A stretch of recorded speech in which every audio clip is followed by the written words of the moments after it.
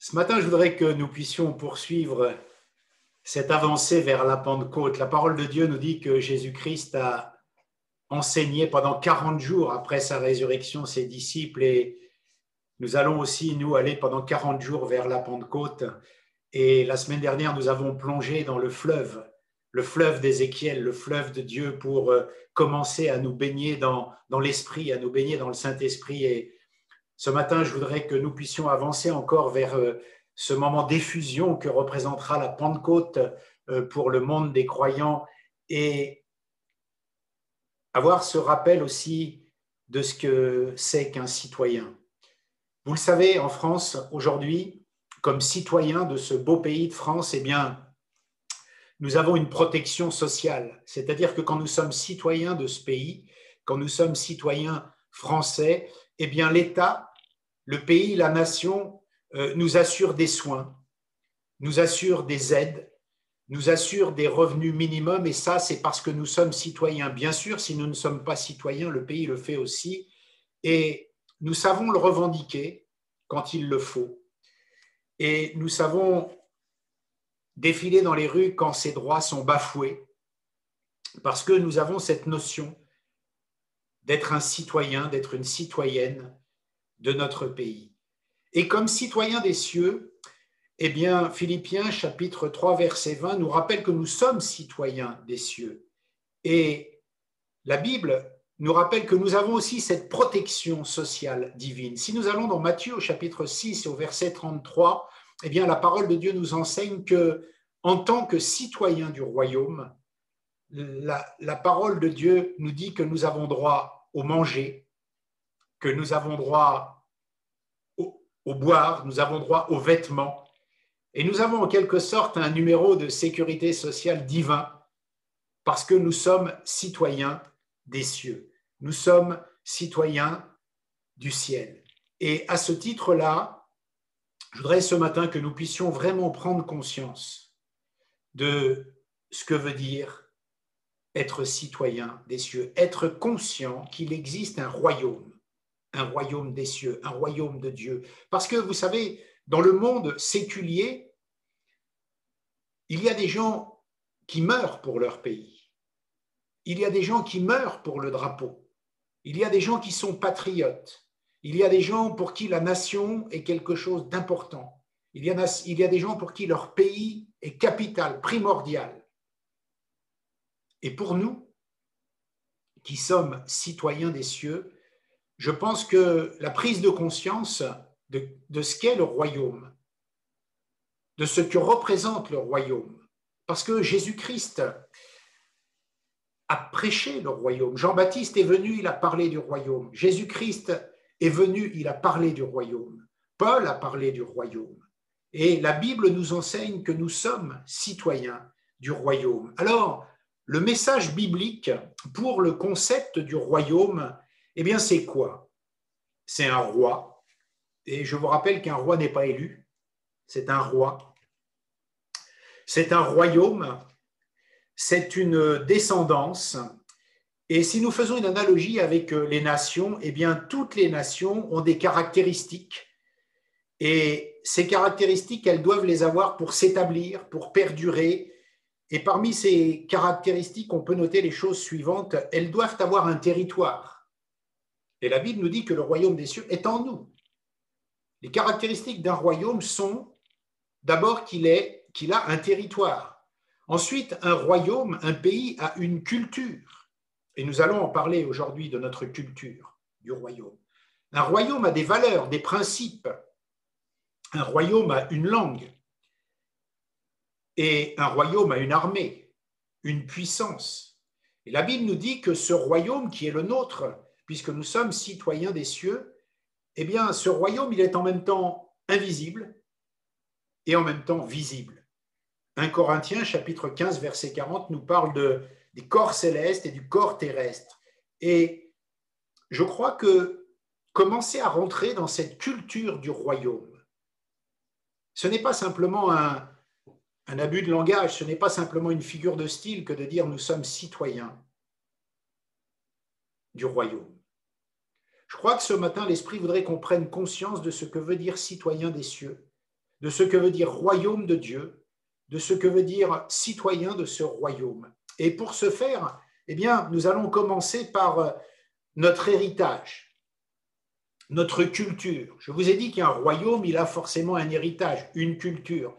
Je ne sais pas si vous suivez les débats en ce moment dans notre pays, mais la question de l'identité française est au premier plan. La question de l'identité française est au premier plan. Et on se pose la question, c'est quoi être français? C'est quoi être français? Et suivant la lecture et la définition donnée de notre histoire, de notre héritage, de notre culture, eh bien, la réponse n'est pas la même. On va par exemple nier le fait que être français, c'est avoir un héritage judéo-chrétien comme base de notre civilisation, comme base de notre culture. Et on va plutôt dire que notre identité, en fait, c'est le brassage de plusieurs peuples, c'est un mélange de plein de choses. Et chacun va avoir sa grille, chacun va avoir sa lecture, chacun va donner son interprétation. Et ce qui fait qu'il y aura plusieurs, aujourd'hui, définitions de ce qu'est un citoyen, de ce qu'est l'héritage, de ce qu'est la culture française et de la définition que l'on veut en donner.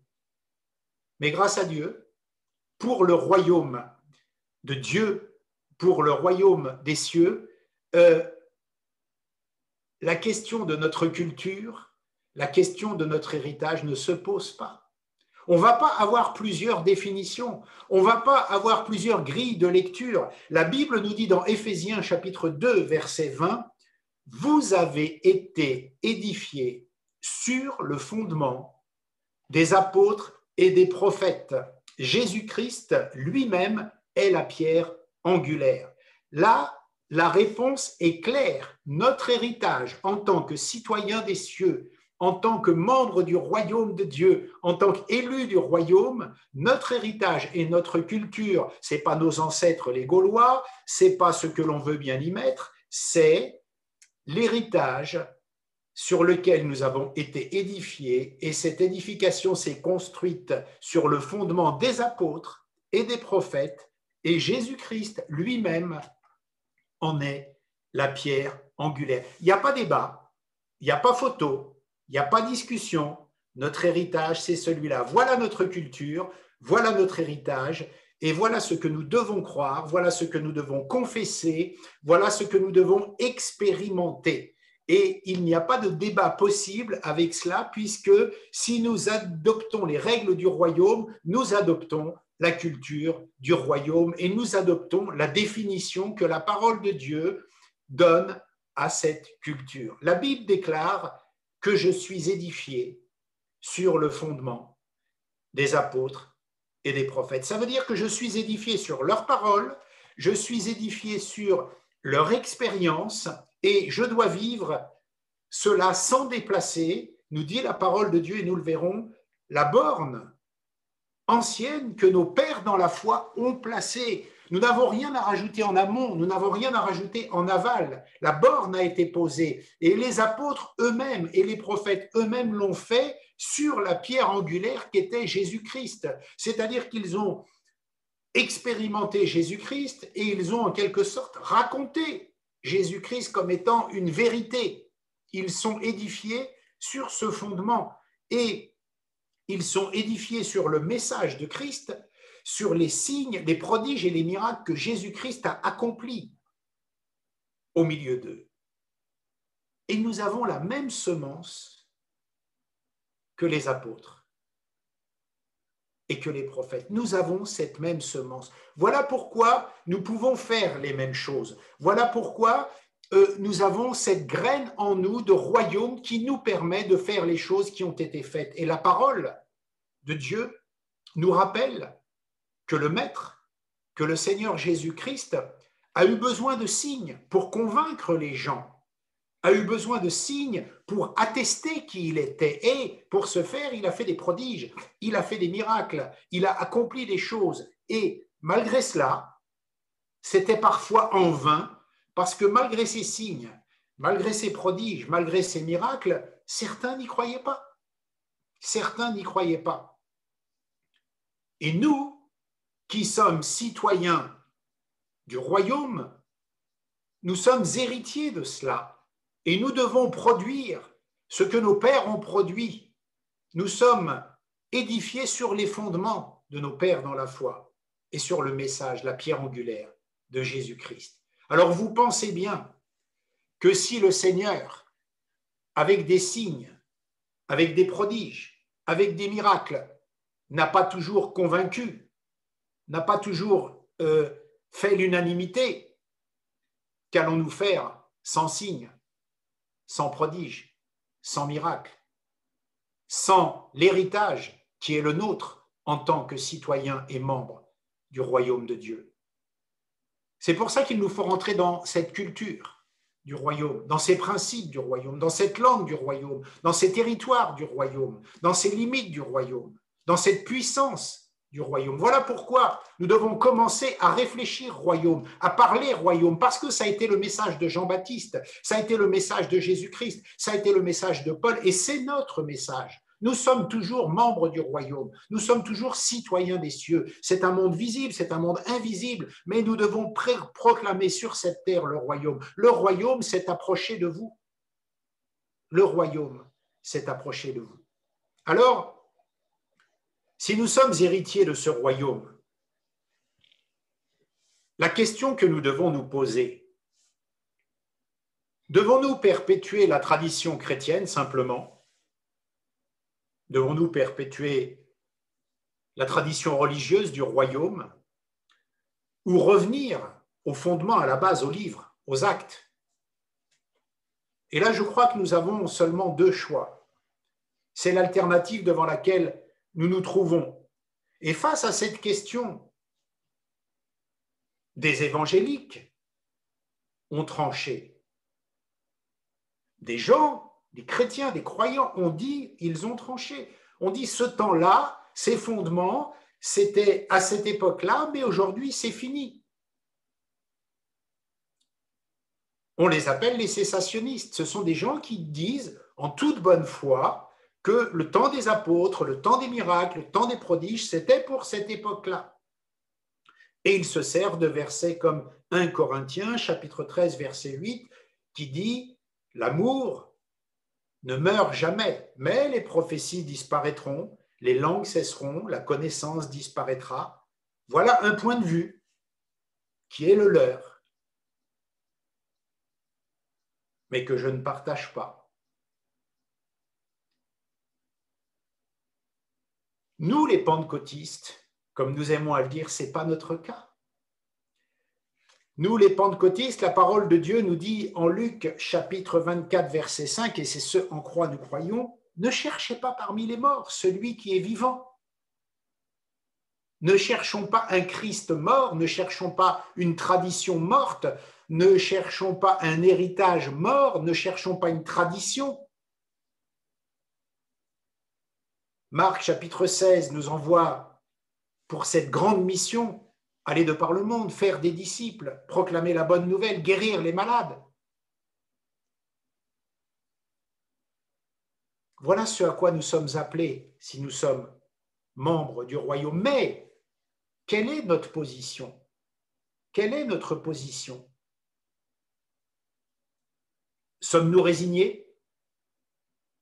Les actes sont-ils juste un livre?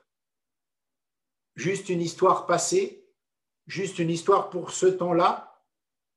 Ou sommes-nous en attente du flot d'Ézéchiel, comme nous l'avons vu la semaine dernière, pour vivre les 1000 coudées supplémentaires qui sont à venir?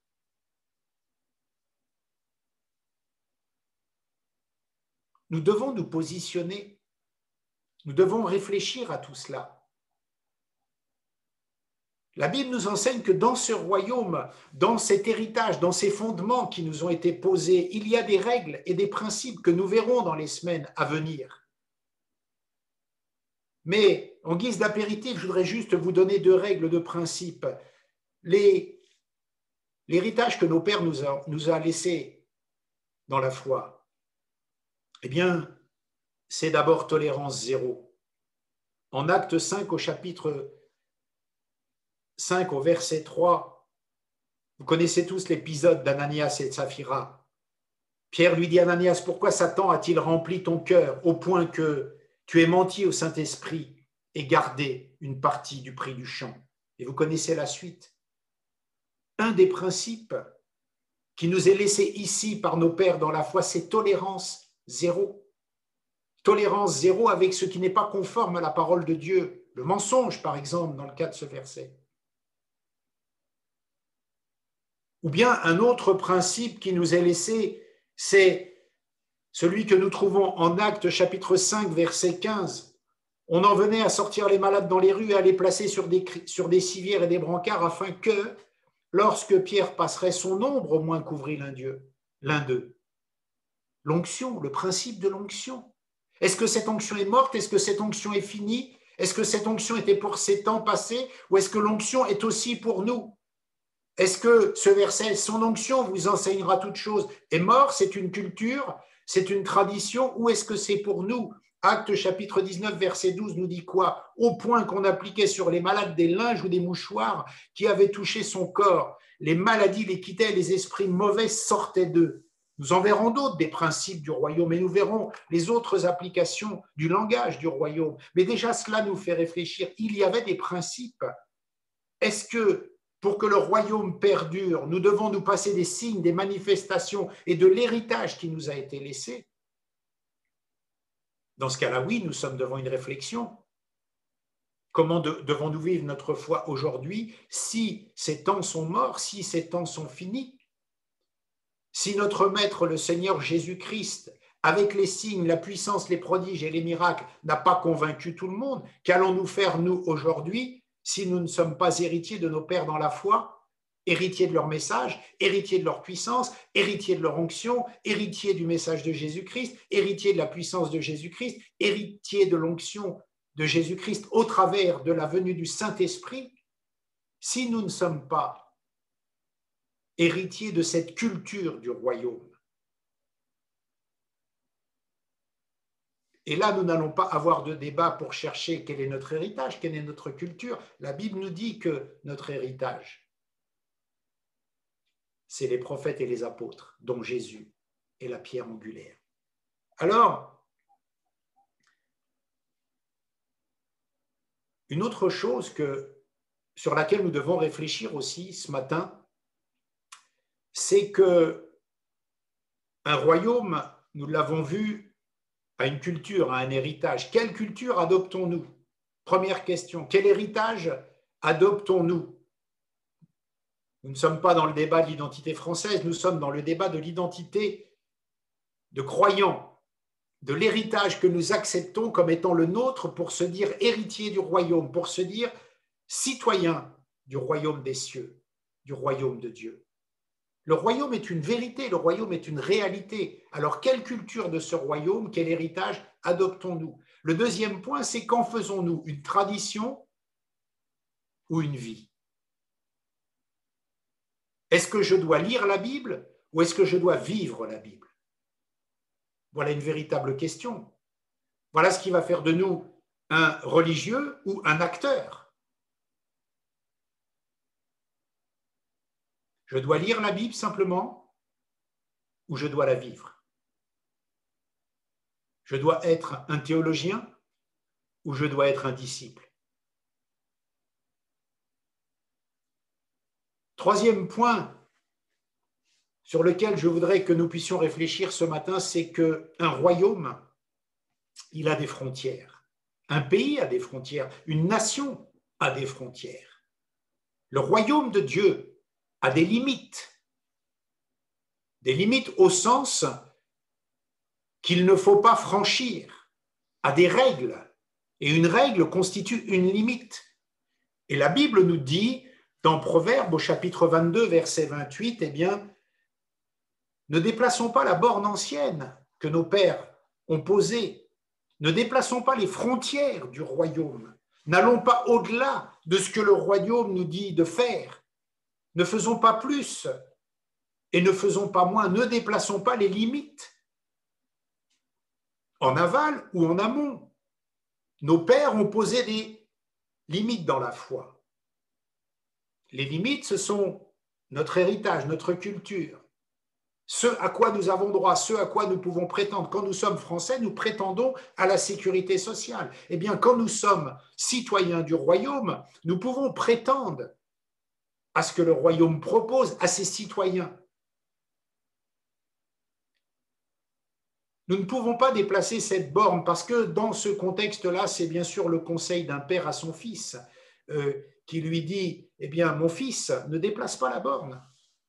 Ne va pas au-delà de ce qui t'est permis de faire. Ne va pas en deçà non plus. Dans le contexte, eh bien, quand l'Éternel donna le pays de Canaan aux Hébreux, chacun reçut en héritage une propriété et à l'époque, pour borner les territoires, eh bien, on posait des pierres et il y avait des petits malins qui venaient pour avoir un territoire plus grand, ils venaient pour poser la pierre un peu plus loin. Et Deutéronome, chapitre 27, verset 17, interdit le déplacement de ces limites parce que c'est de la triche, parce que c'est du vol. Et le royaume de Dieu nous dit, ne va pas au-delà de ce qui est écrit. Ne va pas au-delà des frontières du royaume, n'invente pas des choses. Ne va pas plus loin que ce qui est dit.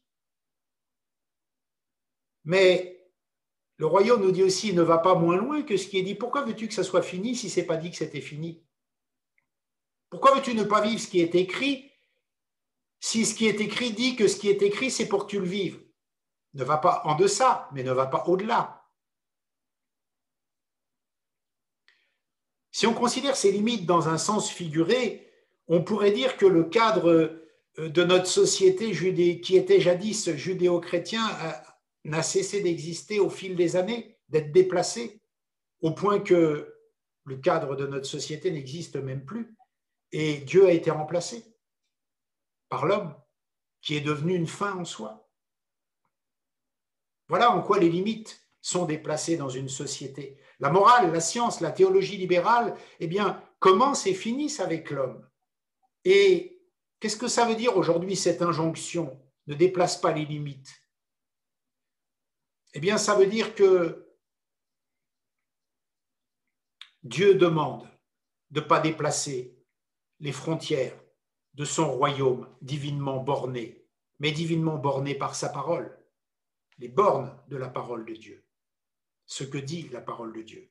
Et les bornes de la parole ont été déplacées dans notre société, dans le royaume de notre société. Ce qui fait que nous pouvons être en danger. Chaque société peut vivre comme elle veut, c'est sûr. Nous avons par exemple notre modèle à nous qui est la laïcité. Et la laïcité, Jésus ne s'y oppose pas. Vous pourrez lire Luc chapitre 20, verset 25. Jésus dit, rendez à César ce qui est à César et à Dieu ce qui est à Dieu. Il ne s'oppose pas à cela. Mais il ne dit pas pour autant que c'est le modèle du royaume de Dieu.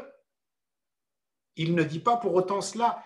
Mais moi, si je vote pour les règles du royaume de Dieu, il faut que je revienne aux Écritures. Il faut que je revienne au fondement, au bornage qu'en fait la parole de Dieu. Qu'est-ce qu'un royaume? Qu'est-ce que le royaume de Dieu, pardon? Quelles sont ses limites? Quelles sont ses frontières? Eh bien, c'est ce que la parole déclare. Notre temps est dans l'impasse, car le problème est spirituel.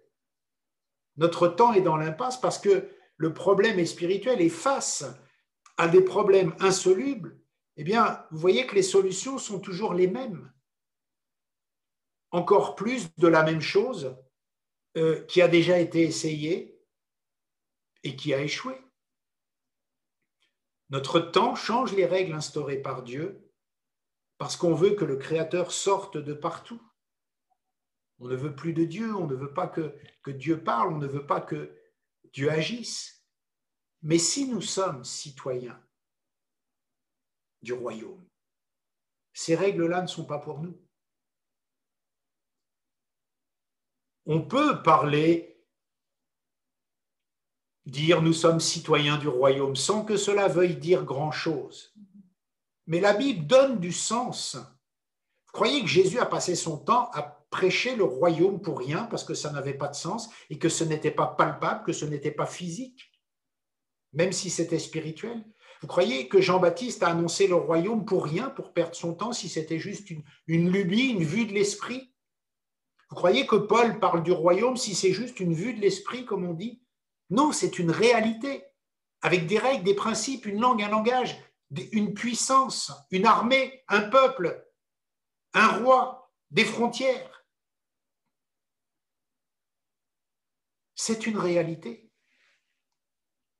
Et mes amis, nous sommes citoyens du royaume, même si on vit dans le monde. Parce que dans le monde, voilà dans quel monde grandissent nos enfants.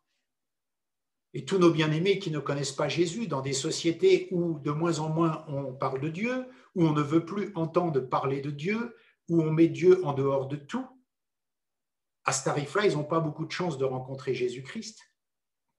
Si on sort Dieu de partout, si on exclut Jésus de partout. Mais dans toute cette situation, Dieu déclare, vous n'êtes pas du monde. Vous n'êtes pas de ce monde. Vous êtes le sel de la terre et vous êtes là pour replacer les bornes. C'est notre mission et nous sommes équipés pour cela.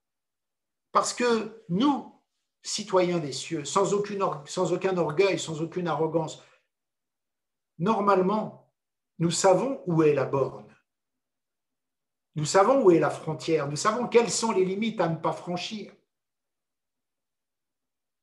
La borne a été déplacée dans notre société, mais elle est aussi déplacée dans l'Église.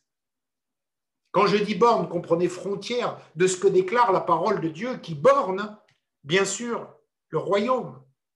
Spirituellement, la borne ancienne serait la foi, transmise aux saints une fois pour toutes. C'est ça la borne de la foi. Et il ne faut pas toucher aux doctrines fondamentales telles que Jude, chapitre 1er, verset 3 l'exprime. Il ne faut pas toucher à la doctrine fondamentale. Mais la borne, si vous voulez, elle a été déplacée dans l'Église historique pour produire le Vatican, un royaume sur terre. Ce n'est pas ça le royaume de Dieu. Mais il n'y a pas que là. La borne est déplacée quand l'Église ne croit plus aux miracles, quand l'Église ne croit plus aux fondamentaux, quand l'Église ne croit plus au Saint-Esprit en tant que personne, quand l'Église croit que le livre des apôtres est juste, le livre des actes des apôtres est juste un livre historique, une tradition. Là, la borne est déplacée. Quand l'Église ne vit plus et ne croit plus dans l'onction et dans la puissance de Dieu, là, la borne est déplacée. Elle est déplacée quand une assemblée locale n'a pas l'amour, mais l'amour selon Dieu, ce qui fait une différence. Elle est déplacée quand les captifs ne sont plus délivrés. La borne est déplacée. Puisque ce proverbe est le conseil d'un père à un fils, nous sommes les fils, nous sommes les filles. Alors nos pères sont ceux qui nous ont précédés dans la foi. Écoutons-les au travers de ce que déclare la parole. Écoutons nos pères dans la foi, dont nous sommes les héritiers. Écoutons-les, écoutons ce qu'ils ont à nous dire. Assurément, les premiers chrétiens sont un modèle pour nous, assurément. Que dit l'Esprit à leur sujet? L'Esprit de Dieu dit à leur sujet, ils persévéraient dans la doctrine et la communion des apôtres, dans la fraction du pain et des prières. Ils persévéraient. La parole de Dieu nous dit que l'Église grandissait et il y avait des prodiges et des miracles. C'est notre culture, c'est notre héritage ou pas? Il faut se positionner. Il faut se positionner. Il faut donner une définition à notre héritage. Si nous nous disons du royaume, si nous nous disons citoyens des cieux, la première réflexion que nous devons avoir, quelle est notre culture? Quel est notre héritage? Vous voyez que les débats font rage sur quel est l'héritage culturel de la France, c'est quoi être français? Ils peuvent débattre jusqu'à la fin des temps et chacun pourra donner une lecture, une grille, une définition. Mais nous, c'est quoi être citoyen du royaume? C'est quoi? Première question à laquelle nous voulons répondre ce matin. Quelle est ma culture? Quel est mon héritage? La Bible est très claire à ce sujet. Ton héritage, c'est le fondement. C'est tes pères dans la foi, c'est les prophètes, c'est les apôtres. Ton héritage, c'est Jésus-Christ, la pierre angulaire. Il n'y a pas d'autre héritage pour être citoyen du royaume. À l'intérieur de ça, il y a un héritage de puissance. Autrement, on s'assoit, on regarde notre société, on dit oui, nous sommes des croyants. Notre culture, eh bien, c'est notre religion, mais bon, elle n'impactera pas cette société parce que c'était pour ce temps-là tout ça. C'est pas ça notre héritage. C'est pas ça notre culture. Pourquoi il y avait des prodiges? Pourquoi il y avait des miracles? C'est tout simplement peut-être, parce que la borne était à sa place. Peut-être parce que la borne était juste à sa place. Les frontières du royaume étaient juste à leur place. Il fallait rester à l'intérieur du périmètre de la parole. Enfin, pour terminer, je dirais que la borne peut être déplacée dans nos vies personnelles, cette borne qui matérialise les frontières du royaume. Vous connaissez l'expression « dépasser les bornes » ? Les grands-mères dans le temps, les parents dans le temps. Ah, là, tu as dépassé les bornes, hein, vraiment. Hein. Tu as été trop loin. Fallait pas, tu as dépassé les bornes. Cela veut dire ne va pas au-delà. Ne dépasse pas, ne change pas les règles. Ne change pas les limites. Enlève pas la pierre de ton champ pour la poser un peu plus loin, ce qui va permettre d'agrandir ton champ qui n'est pas le tien puisqu'il n'a pas été borné de cette façon. Et spirituellement, pour la parole de Dieu, c'est la même chose. Pour l'obéissance, pour la foi, pour la parole. À l'intérieur des bornes du royaume, nous sommes en sécurité. À l'intérieur des bornes du royaume, c'est notre territoire, c'est notre champ d'action, c'est notre onction, c'est là que nous sommes à l'abri. En dehors des bornes du royaume, c'est l'interdit, c'est pas chez nous. C'est dans le monde, c'est dans le camp de l'ennemi, c'est pas là où je suis en protection, c'est pas là où je suis efficace. Ce n'est pas les bornes que Dieu m'a données, ce n'est pas les frontières de mon royaume. Je suis protégé tant que je vis dans mon royaume. Mais si je sors de mon royaume, si je sors de ma citoyenneté d'enfant de Dieu, je suis en danger. Je ne suis plus sous l'onction, c'est chez le voisin, c'est chez l'ennemi, c'est l'ennemi de mon âme, c'est chez le Dieu de ce siècle, le prince de ce monde, et je n'ai pas envie d'y aller parce que ma sécurité n'est pas garantie par mon roi. Si je franchis les limites du royaume de Dieu, la sécurité n'est pas garantie par mon roi, je suis en danger. Pourquoi le peuple de Dieu se levait avec la nuée et s'arrêtait avec la nuée et qu'ils étaient en protection sous la nuée? C'était pour cela. Et c'était une figure de ce que nous devons vivre maintenant avec l'onction du Saint-Esprit. Et le royaume, ce n'est pas une vue de l'esprit, c'est une réalité. Nous ne pouvons pas sortir des frontières du royaume si nous voulons garder la protection. Quand je suis en France, je peux réclamer la protection sociale du pays. Si je suis dans le royaume de Dieu, je suis au bénéfice des règles sociales du royaume. J'aurai le manger, j'aurai le boire, j'aurai la protection, j'aurai l'onction, j'aurai tout ce que Dieu m'a promis. Mais si je sors des limites, si je déplace la borne, je suis en danger. Si je n'accepte pas la culture qui est la mienne, l'héritage qui est le mien, je suis en danger. Alors, pour conclure, une culture se présente à nous. On a entendu certainement des dizaines, des centaines de messages sur le royaume. Ah, le royaume. Mais ce matin, je voudrais que nous puissions nous interpeller. Qu'est-ce que c'est pour nous le royaume? C'est juste une vue de l'esprit? C'est juste un abus de langage? C'est une réalité à laquelle je n'ai pas encore accédé? Qu'est-ce que c'est le royaume de Dieu pour moi? C'est quand je serai dans le ciel avec le Seigneur, là je serai dans son royaume, mais là sur cette terre, je ne vois pas vraiment ce que ça veut dire. Je ne vois pas vraiment comment ça se matérialise. Alors peut-être que ce matin, tu as quelques éléments pour commencer à mettre en place ça. Le royaume, c'est une culture à adopter, un héritage à adopter. Et cet héritage va te construire.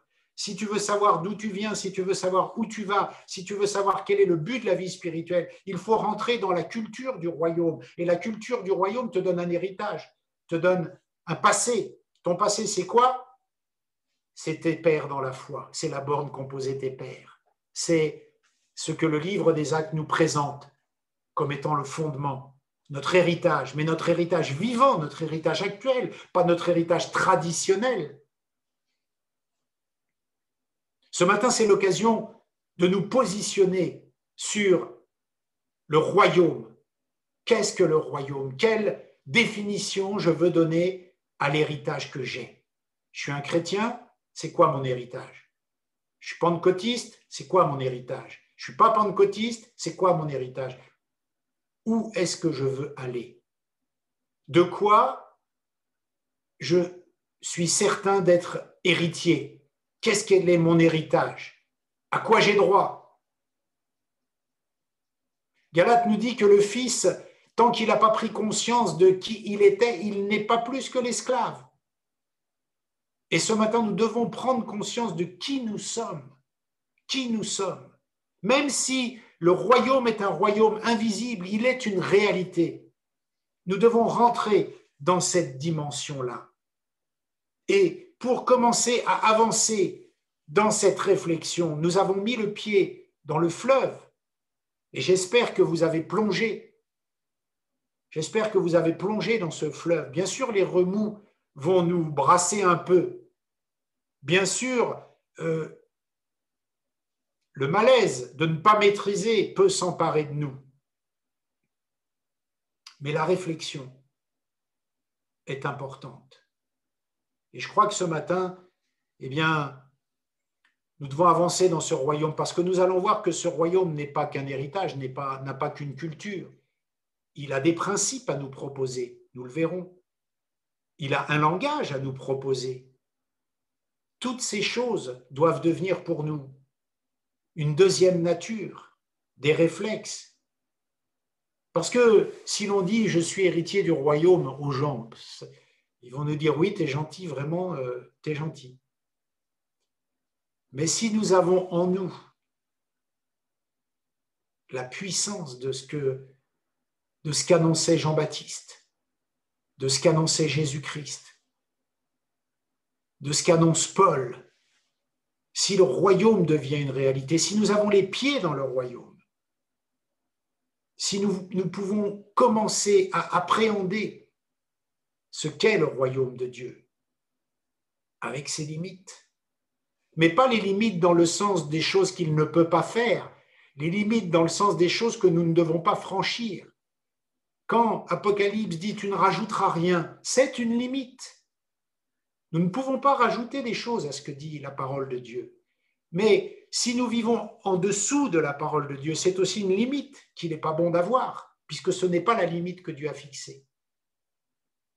Et ce matin, je voudrais que nous puissions, pour avancer plus loin dans notre vie de croyant et dans notre progression,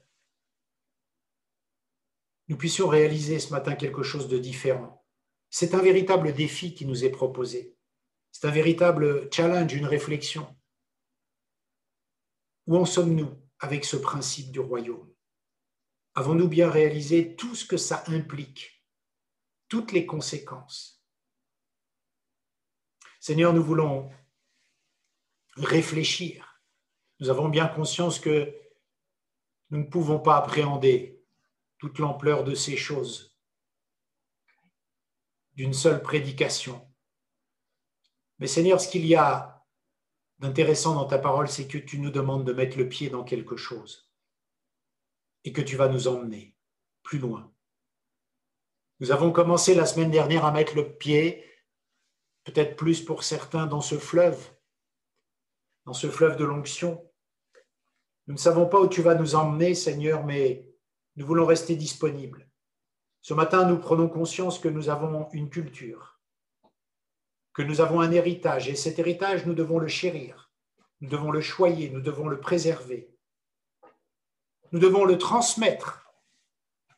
Ce royaume, nous devons l'annoncer, même si nous devons passer pour des fous, parce que ce royaume est réel. Ce royaume a commencé de s'établir sur la terre. Ce royaume s'est approché de nous. Ce royaume est en nous. Alors Seigneur, ce matin, par la puissance de ton esprit, que nous puissions enclencher cela. Que certains puissent être bousculés peut-être. C'est pas grave. Seigneur, nous te demandons de nous aider par la puissance du Saint-Esprit. Amen. Amen. Avant de nous quitter, 2 informations importantes pour vous. La première, c'est un nouveau rendez-vous sous forme de live tous les samedis de 18 à 20 heures avec le pasteur Éric Mercantia. Au programme, accompagnement dans la prière et réponse à vos questions. La seconde information, c'est l'invitation à participer à nos cultes le dimanche à 10 heures sur Zoom et également à notre réunion du mercredi 20 heures. Vous retrouverez tous les renseignements sur notre site internet et vous trouverez également les liens dans la description sous la vidéo. Que le Seigneur vous bénisse.